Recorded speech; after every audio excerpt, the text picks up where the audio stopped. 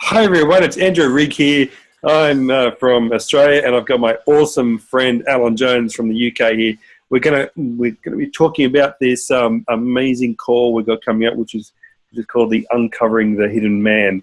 Now, what is that all about to you, Alan? Oh, wow. That's a great question to start with.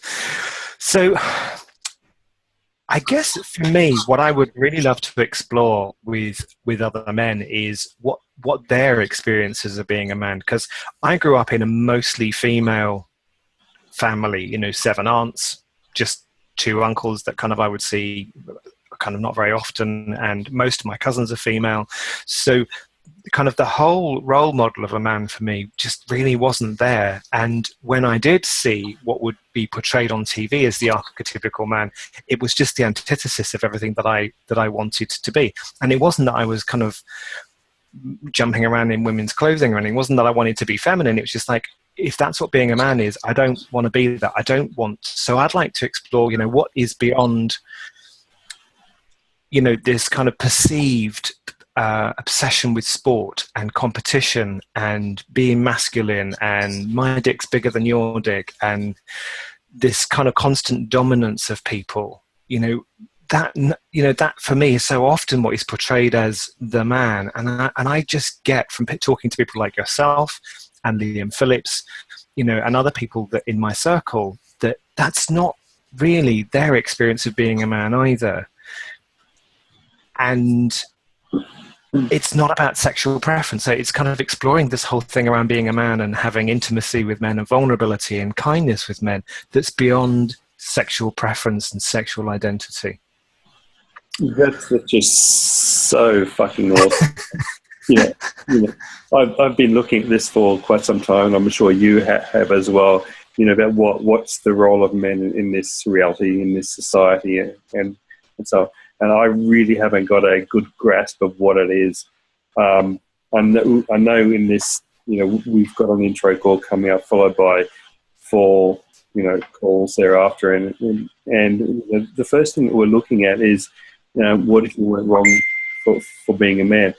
That's something that has been made really significant in my universe. In that there was no way that there was a sense of rightness or anything. It was just, okay, I have a penis, therefore I'm wrong. Yeah. And that's all it really amounted to. But it didn't make sense to me.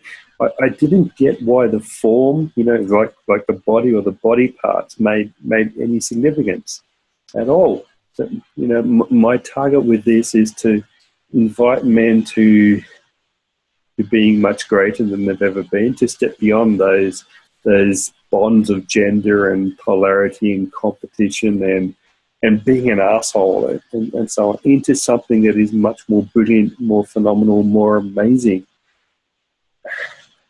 What are your thoughts? I really get that. And, I hear it said quite often, it's women who are going to change the world. Yes, and men. We're all beings with bodies. The amount of change that we can create in the world doesn't have to be limited by the gender that we're in.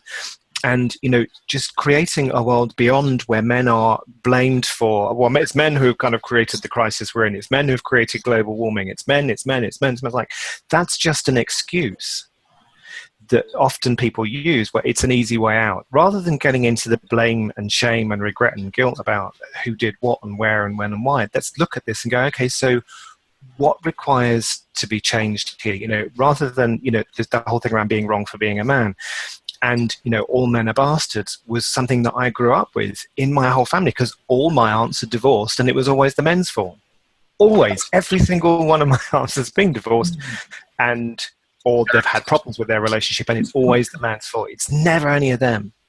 And it's not about fault, but I'm getting it. It's like all men are wrong.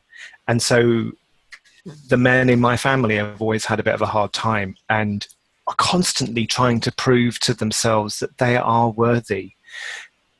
That's what I'd like to see, is men supporting each other, having each other's backs, and acknowledging their worthiness without turning it into a competition, or because I'm acknowledging that person's worthy, it means that I'm less worthy. Getting beyond that and going, okay, well, what can we create together that would change the face of the world, where there isn't any of this constant proving energy going on?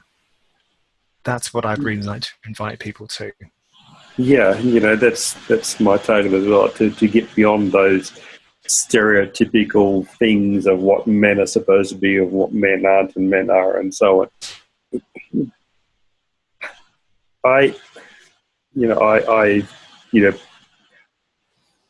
Well, for me, it hasn't been easy being a man, at all. I would like to to invite everyone to step beyond these gender roles into something greater, more amazing, more phenomenal, so that we can all create a world which is inviting, it is joyous, it's kind, it's beautiful. I don't like this war stuff. I don't like this competition. I would like it to be much more than it has ever been before. Yeah. I really get that. And, and we were saying just before we started this call, the whole thing around vulnerability and intimacy between men doesn't have to be about sex or not sex. It doesn't have to be all happy hugging and, I'm being vulnerable. And, it doesn't have to be, that. It can include that if that's what works for you. So it's about kind of being an allowance of what every person is choosing, regardless of the body that they have. So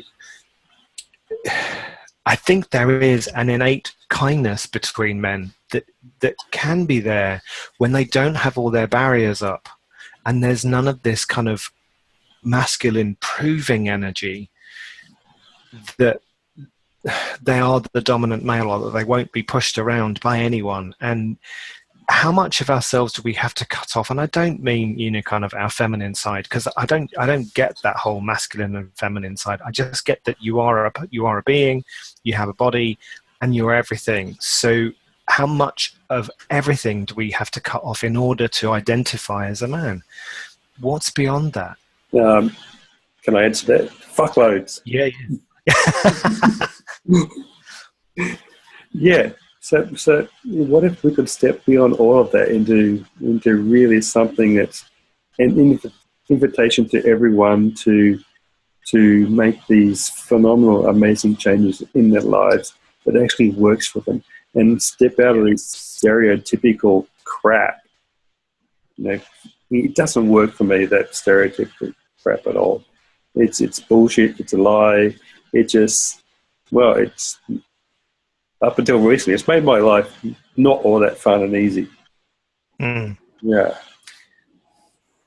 I get that. And what I've noticed since asking for something different in my life in regards to men is the number of men who are coming into my life who I know have my back, who are fun to be around, who are in allowance of me. And the kind of the whole sex and sexual preference doesn't even come into it.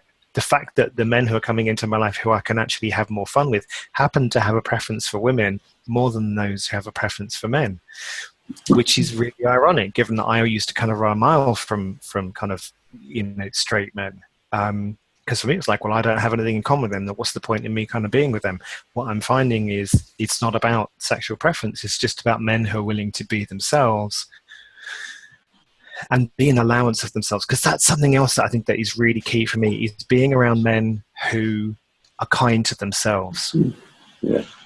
It's something which I remember Gary Douglas, founder of Exit Conscious, saying some years ago, I don't care who you fuck, as long as they're consenting.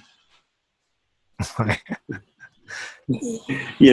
so for me, it's not about obviously the gender stereotypes, the sexuality or sexual preference or anything. It's about stepping into more. Regardless of your gender, regardless of your sexual preference, regardless of anything like that. It's got nothing to do with it. It's about stepping into more and greater and more fun and more joy and more happiness for all of us.